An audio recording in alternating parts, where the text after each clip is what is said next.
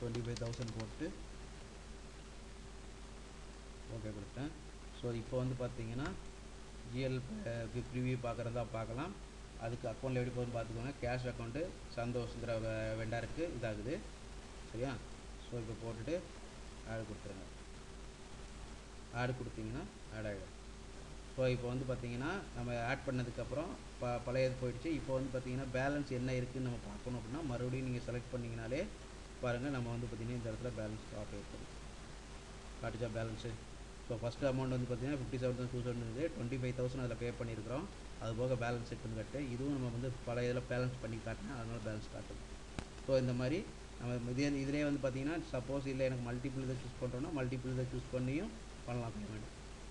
Payment அங்கே என்ன பேமெண்ட்டோ அந்த இது போட்டிங்கன்னா ஆட்டோமேட்டிக்காக இது கீழே காட்டும். ஸோ இதில் எல்லாத்தையும் ஃபுல் பேமெண்ட் பண்ணி ஃபுல் பேமெண்ட் போட்டிங்கன்னா ஃபுல் பேமெண்ட் வந்து காட்டி க்ளோஸ் ஆகிடும். ஸோ இது மாதிரி பண்ணிக்கலாம். ஸோ நம்ம என்ன பார்த்துருக்கோம்னா பர்ச்சேஸ் ஃபுல்லாக பார்த்துருக்குறோம். பர்ச்சேஸ் ஆர்டர் போட்டோம், பர்ச்சேஸ் ரிசீவ் பண்ணியிருக்கோம், இன்வாய்ஸ் பண்ணியிருக்கோம். அதுக்கான பேங்கிங்கில் அவுட் கோயிங் பேமெண்ட்டும் பண்ணியாச்சு. ஓகேங்களா? இப்போ வந்து பார்த்தீங்கன்னா ப்ரொடக்ஷன் ஆர்டரில் நம்ம என்ன பார்த்துருந்தோம்னா பில் ஆஃப் மெட்டீரியல் போடுற பார்த்துருந்தோம். ப்ரொடக்ஷன் ஆர்டர் போட்டோம், ப்ரொடக்ஷன் ஆர்டர் ரிலீஸ் பண்ணியிருந்தோம். இப்போ என்ன பண்ண போகிறோம் அப்படின்னா அடுத்து ப்ரொடக்ஷன் ஆர்டருக்கு வந்து பார்த்தீங்கன்னா இஷ்யூ ஃபார் ப்ரொடக்ஷன் இருக்கலாம். இஷ்யூ ஃபார் ப்ரொடக்ஷனில் போயிட்டு ஸோ ரிலீஸ் பண்ணியிருந்த ப்ரொடக்ஷன் ஆர்டர் எந்த ப்ரொடக்ஷன் ஆர்டரோ அந்த ப்ரொடக்ஷன் வருது ரிலீஸ் பண்ணது. ஸோ சூஸ் பண்ணுறீங்க. சூஸ் பண்ணிவிட்டு என்ன மெட்டீரியல் இஷ்யூ ஒவ்வொரு மெட்டீரியலாக இஷ்யூ பண்ணுறதுனாலும் பண்ண முடியும், இல்லை பார்சல் இஷ்யூ பண்ணுறதுனாலும் பண்ணலாம். நம்ம வந்து பார்த்தீங்கன்னா இஷ்யூ பண்ணுவோம். ஓகே, ஸோ எல்லாத்தையும் போட்டு இஷ்யூ பண்ண போகிறேன். இஷ்யூ வந்து பார்த்தீங்கன்னா ஆடு கொடுக்குறேன். ஆடு கொடுத்தோடனே நம்ம பேட்ச் வந்து என்ன போட்டிருக்கோம் அப்படின்னா ஈச் அண்ட் எவ்ரி ட்ரான்சாக்ஷனில் அந்த பேட்சோட ட்ராக் இருக்கணும் அப்படின்னு சொல்லி கொடுத்துருக்கோம். அதனால் வந்து பார்த்திங்கன்னா 8 வந்துருச்சு. ஸோ இப்போ வந்து பார்த்திங்கன்னா நம்ம பேட்ச் வந்து பார்த்திங்கன்னா ஆட்டோ செலக்ட் பண்ணுறதா பண்ணலாம், இல்லை மேனுவலாக செலக்ட் பண்ணி தள்ளுறதா இருந்தாலும் தள்ள முடியும். ஆனால் வந்து பார்த்திங்கன்னா குவான்டிட்டி மட்டும் மேனுவலாக போட்டுருவோம். குவான்டிட்டி போட்டதுக்கப்புறம் இப்படி போடுறதா போடலாம், இல்லை ஆட்டோ செலக்ட் ஆகிடுச்சின்னா ஆட்டோ செலக்ட் ஆகிடும். அவ்வளோதான், முடிஞ்சிச்சு.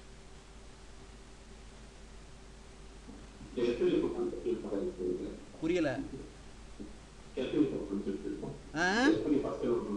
எக்ஸ்பைரி அந்த மாதிரி செட்டிலாம் பண்ண முடியாது தம்பிங்க. பேட்ச் இதெல்லாம் வந்து நீங்கள் மேனில் தான் பண்ணிக்கணும். நீங்கள் மாதிரி ஆட்டோமேட்டிக் அலோகேட்லாம் பண்ணதாக இருந்தால் கஸ்டமைஸ்டு இது எழுதி தான் உள்ளே போட முடியும்.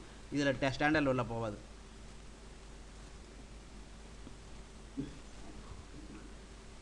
சரியா? இதில் போட்டுட்டு இப்போ நான் வந்து ப்ரொடக்ஷனுக்கு இஷ்யூ ஆட் கொடுக்குறேன். இஷ்யூ கொடுத்துருவோம். ஸோ ப்ரொடக்ஷனுக்கு இஷ்யூ பண்ணிட்டேன் நான்.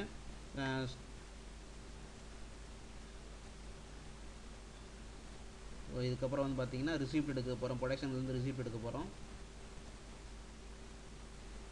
ஸோ ரிசிப்ட் எடுக்கும்போது பார்த்தீங்கன்னா production order base return. Suppose இந்த இதுக்கு ஏதாச்சும் ரிட்டர்ன் பண்ண வேண்டிய காமௌண்ட் இருந்தால் ரிட்டர்ன் கமாண்ட் போடலாம். போட்டிங்கன்னா அது எந்த இதுலேருந்து ரிட்டர்ன் பண்ணுறீங்க, எந்த இதுக்கு இஷ்யூ பண்ணி அதுலேருந்து ரிட்டர்ன் பண்ணுறது பண்ணிக்கலாம். இல்லை எனக்கு வந்து பார்த்தீங்கன்னா எல்லாத்தையும் உள்ளே பிடிச்சிட்டேன் அப்படின்னா சூஸ் பண்ணிவிட்டு ஜஸ்ட் எவ்வளோ குவான்டிட்டி அப்படிங்கிற 5 குவான்டிட்டி போட்டிருந்தோம். 5 குவான்டிட்டி வந்துருச்சு. இது வந்து பார்த்திங்கன்னா இந்த இடத்துல வந்து ப்ரைஸ் இல்லாமல் வருது பார்த்தீங்களா? ப்ரைஸோடு வரணும் அப்படின்னா என்ன பண்ணியிருக்கணும் அப்படின்னா வந்து பார்த்திங்கன்னா ஒரே நிமிஷம். இந்த ப்ரொடக்ஷன் ஆர்டர் இருக்குது பார்த்தீங்களா? இதில் வந்து ப்ரொடக்ஷன் ஆர்டரில் ஒரே நிமிஷம். இந்த பில் ஆஃப் மெட்டீரியல் போடும்போதே இந்த பில் ஆஃப் மெட்டீரியலில் ப்ளேஸ் லிஸ்ட்டு 1ன்னு சொல்லி கொடுத்துருக்கோமா? இதுக்கு பதிலாக வந்து பார்த்திங்கன்னா இந்த இதை செலக்ட் பண்ணிவிட்டு லாஸ்ட்டு பர்ச்சேஸ் ப்ரைஸ்னு போட்டிருக்கணும். அப்படி இல்லைன்னா லாஸ்ட் எவாலுவேட்டட் ப்ரைஸ் அப்படின்னு போட்டிருந்தீங்கன்னா ஆட்டோமேட்டிக்காக வந்து பார்த்திங்கன்னா அதை பேஸ் பண்ணி எடுத்துகிட்டு வரும் உங்களுக்கு. சரிங்களா? அப்படி இல்லைன்னா நம்ம என்ன பண்ணியிருக்கணும்னா இந்த மெட்டீரியல் எல்லாத்துக்கும் ஸ்டாண்டர்ட் காஸ்ட்டில் ஃபிக்ஸ் பண்ணியிருக்கணும். இந்த மாதிரி ஏதாவது ஃபிக்ஸ் பண்ணியிருந்தோம்னா உங்களுக்கு ப்ரொடக்ஷன் காஸ்ட்டு ஆட்டோமேட்டிக்காக எடுத்துகிட்டு வந்துடும். ஓகே விக்னேஷ்? இந்த இடத்துல பார்த்தினா இந்த இருக்கா ப்ரொடக்ஷன் ஸ்டாண்டர்ட் காஸ்ட், இந்த இடத்துல காஸ்ட் மெயின்டைன் பண்ணியிருந்தேன்னா காஸ்ட் எடுத்துகிட்டு வரும். அப்படி இல்லை எனக்கு வந்து பார்த்திங்கன்னா ஆக்சுவல் இது அங்கங்கே மெயின்டைன் பண்ணுறது எட்டு வரணும் அப்படின்னா இந்த இடத்துல வந்து பார்த்தோன்னு வச்சுக்கோயேன் ப்ரைஸ் லிஸ்ட்டில் வந்து பார்த்தோன்னா லாஸ்ட்டு பர்ச்சேஸ் ப்ரைஸ் இருக்கும். அப்படி லாஸ்ட் பர்ச்சேஸ் ப்ரைஸ் எட்டு வரலைன்னா இந்த எவாலுவேட்டட் பர்ச்சேஸ் ப்ரைஸ்ன்னு இருக்குது பாருங்கள், அதை போடணும். எவாலுவேட்டட் பர்ச்சேஸ் ப்ரைஸ் போட்டிருந்தீங்க. ஆமாம், evaluated purchase do you want update the existing ரோஸில் ஆல்ரெடி இருக்கிறதில் அப்லோட் பண்ணுமான்னு கேட்குது பாருங்கள். இப்போ இதில் கொடுத்துட்டிங்கன்னா வந்து ஒரு பார்ப்போம், செக் பண்ணுவோம். ஆனால் இப்போ எடுக்குமான்னு தெரில, நம்ம இஷ்யூ ரிசீவ்லாம் பண்ணிட்டோம். ஸோ அதனால் ப்ரைஸ் எடுக்குமான்னு தெரில. ஆனால் வந்து ஃபஸ்ட்டே இதெல்லாம் பண்ணியிருந்தோன்னா ஆட்டோமேட்டிக்காக காஸ்ட் எடுத்துகிட்டு வந்துடும்.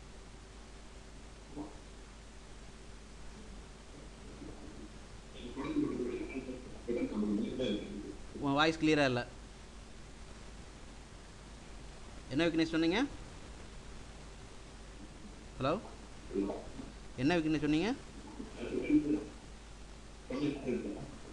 சரி, ஒன்று வாய்ஸ் கிளியராக இல்லை. ஓகே சரி, இன்னும் பாருங்க. ப்ரொடக்ஷன் ஆர்டரை கிளிக் பண்ணிவிட்டு ஒரு ரிசிப்ட் எடுத்துடுறேன். ஒரு ரிசிப்ட் இந்த இடத்துல இல்லாட்டா வந்து டேரெக்டாக நீங்கள் ப்ரைஸ் போடணும். போட்டிங்கனாலும் எடுத்துக்கோ.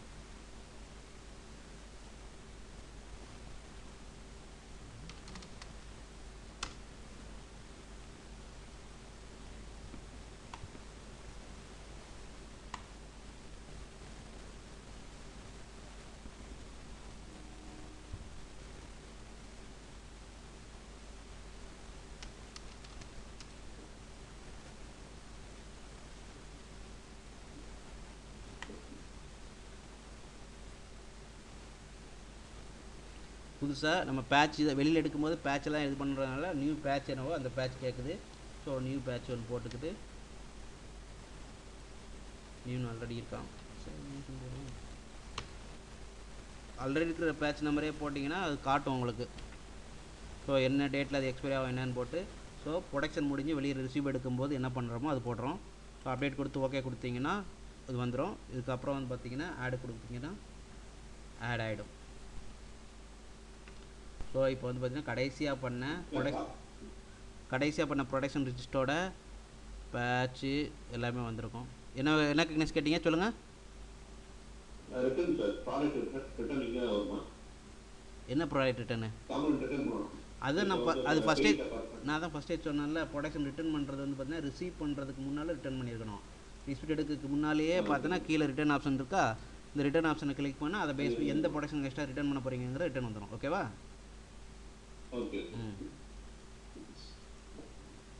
ஸோ இதெல்லாம் இப்போ வந்து ப்ரொடக்ஷன் பண்ணி முடிச்சாச்சு.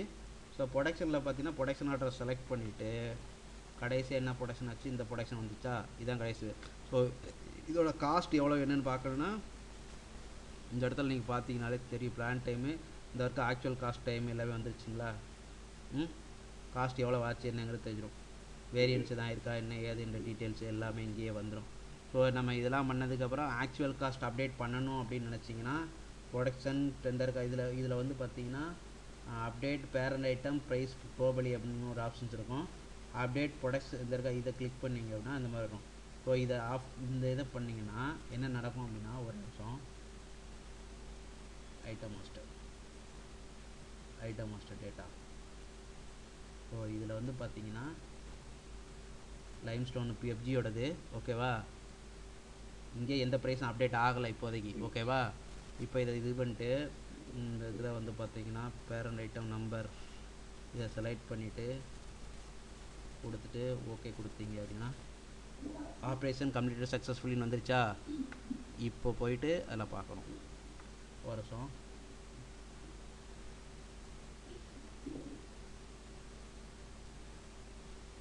அப்டேட் ஆயிருக்கா? சரியா? அது வந்து பார்த்தீங்கன்னா அதில் என்ன நம்ம காஸ்டிங் போட்டிருக்கு கரெக்டாக மெயின்டைன் பண்ணி காஸ்ட் போட்டிருந்தோன்னா அதோட காஸ்டிங்கை அப்டேட் ஆகிடும்.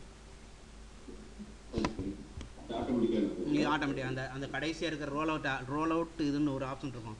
இதில் கீழே டிக் அடிச்சிருக்கும் பாரு, இன்க்ளூடிங் இன் ப்ரொடக்ஷன் காஸ்ட் ரோல் அவுட். இதை டிக் அடிச்சிருக்கணும் ஐட்டம் மாஸ்டர் க்ரியேட் பண்ணும்போது. அதே மாதிரி ப்ரொடக்ஷன் முடிஞ்சதுக்கப்புறம் இதில் வந்து பார்த்தோன்னா ப்ரொடக்ஷனில் இந்த இருக்க கடைசியாக இந்த இருக்க ப்ரொடக்ஷன் ஸ்டாண்டர்ட் காஸ்ட் மேனேஜ்மெண்ட் இருக்கா, இதை செலக்ட் பண்ணி இந்த ரோல் அவுட்டை நீ ரன் பண்ண மட்டும்தான் அந்த காஸ்ட் அப்டேட் ஆகாது. ஓகேவா? சரி, அது நீ செலக்ட் பண்ணுற ப்ராடக்ட்டை மட்டும். இப்போ நான் இதில் செலக்ட் பண்ணுறேன் பாரு. இப்போ இதில் கிளிக் பண்ணிட்டு என்ன ப்ராடக்ட்லாம் நான் பேரண்ட் ஐட்டம் என்ன செலக்ட் பண்ணுறேனோ அந்த ஐட்டம் மட்டும். ஓகேவா? எல்லா ஐட்டம் அப்டேட் ஆகுது. சரி ஓகே. இப்போ வந்து பார்த்தீங்கன்னா உங்களுக்கு அங்கே உள்ளது பர்ச்சேஸ் முடிஞ்சிருச்சு, ப்ரொடக்ஷன் முடிஞ்சிருச்சு, ஓகேவா?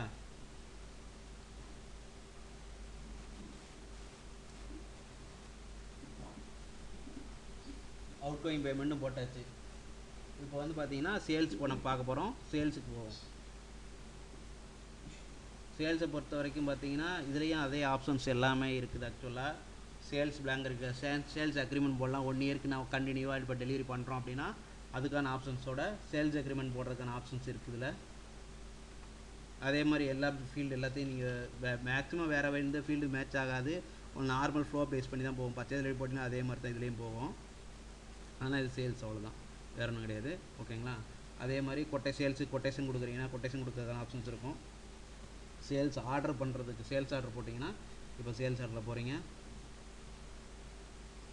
சேல்ஸ் ஆர்டரில் போய்ட்டு ஒரு கஸ்டமர், சரி இவரே செலக்ட் பண்ணுவோம். கிளிக் பண்ணியாச்சு, கஸ்டமர் கிளிக் பண்ணியாச்சு. கரன்சி ஏதாச்சும் மாற்றுறீங்கன்னா அந்த இருக்கா இதில் போய்ட்டு பிபி கரன்சி, நம்ம பிபி கரன்சி என்ன பண்ணுறோன்னா ஐஎன்ஆரே செட் பண்ணியிருக்கோம், அதனால் அது காட்டுது. இல்லை பிபி கரன்சி வேறு ஏதாச்சும் செட் பண்ணிங்கன்னா அதுக்கு தக்க கரன்சி நம்ம மெயின்டைன் பண்ணணும். இதில் பிபி கரன்சியில் போய்ட்டு நான் சப்போஸ் யூஎஸ் டாலர் போடுறேன்னு வச்சுக்கோங்க. யூஎஸ் டாலர் போட்டு சேவ் பண்ணுறேன். சரி ஓகே. இப்போ யூஎஸ் டாலரில் நான் சேல் பண்ண போகிறேன்னு போட்டிருக்கேன். ஒரு வெளியில் போய்ட்டு வரணும் கஸ்டமரில், டேட்டா அது எடுக்காது. ஸோ அதுக்கு சேல் ஆர்டர் போடுறேன்.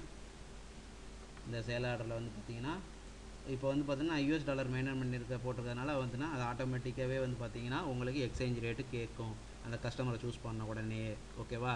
ஸோ இன்றைக்கி டேட்டுக்கு 99 ரூபீஸ் 10 பைசா நினைக்கிறேன். ஓகே, போட்டு அப்டேட் கொடுத்துட்டீங்க அப்படின்னா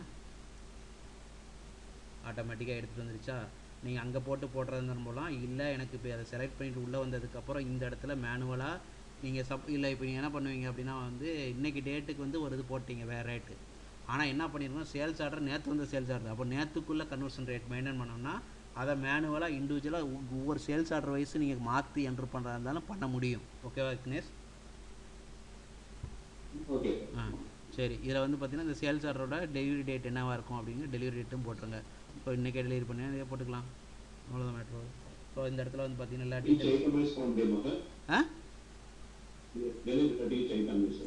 ஈச் ஐட்டம் வைஸ் சொல்கிறியா? ஈச் ஐட்டம் வைஸ் போடுறதுக்கு ஆப்ஷன்ஸ் வந்து பார்த்தீங்கன்னா ஒரு நிமிஷம், ஈச் ஐட்டம் வைஸ் போடுறதுக்கு இதில் ஆப்ஷன்ஸ் இருக்காது. ஒரே மொத்தமாக டெலிவரி பண்ணலைன்னா பார்சியல் டெலிவரி பண்ண முடியும். ஆனால் நீங்கள் சொல்கிற மாதிரி டேட் வைஸ் ஸ்பில்ட் அப் பண்ணி பண்ணுறதுலாம் கஸ்டமைஸ் தான் பண்ண முடியும், இதில் இருக்காது. ஓகே, இது சாதாரண உனக்கு இது வந்து ஸ்டாண்டர்டு சாஃப்ட்வேர் ஸ்டாண்டர்டு இதில் என்ன இருக்கோ அது மட்டும் தான் காட்டியிருக்கோம். உனக்கு அந்த மாதிரி எனக்கு வந்து டெலிவரி ஷெடியூல் பண்ணணும் அதெல்லாம் இருக்குது அப்படின்னா அதெல்லாம் வேறு மாதிரி ஆக்சுவலாக, சரியா? இதில் வராது.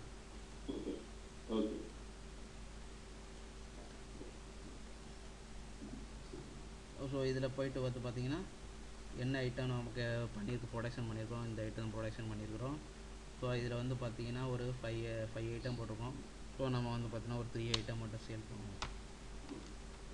3 ஐட்டம் சேல் பண்ணுறோம். அதோட ப்ரைஸ் போடுறோம். ப்ரைஸ் வந்து பார்த்தீங்கன்னா ஒரு 25,000 ப்ரைஸ் போடுறேன். போட்டு இதெல்லாம் போட்டாச்சு. ஸோ இப்போ இதுக்கு டேக்ஸ் போடுறதுன்னா டேக்ஸுக்கெல்லாம் இங்கே போட்டுச்சு, டேக்ஸ் போட்டாச்சு. இப்போ வந்து பார்த்தீங்கன்னா இதெல்லாம் பண்ணுறோம். நம்ம வந்து பார்த்தீங்கன்னா இப்போ என்ன பண்ணியிருக்கிறோம் அப்படின்னா இது வந்து பார்த்தோன்னா எக்ஸைஸ் ஆக்சுவலாக எக்ஸைஸ் கஸ்டம் டியூட்டி இதெல்லாம் இதுக்கு வரும், ஓகேவா? அப்போ நம்ம என்ன பண்ணணும் அப்படின்னா அதுக்கு ஃப்ரைட் எனேபிள் பண்ணியிருக்கிறேன். ஸோ ஃப்ரைட் எனேபிள் பண்ணதை வந்து பார்த்தீங்கன்னா எங்கே கான்ஃபிகர் பண்ணி வச்சுருப்பாங்க அப்படின்னா இதில் போய்ட்டு ஆடில்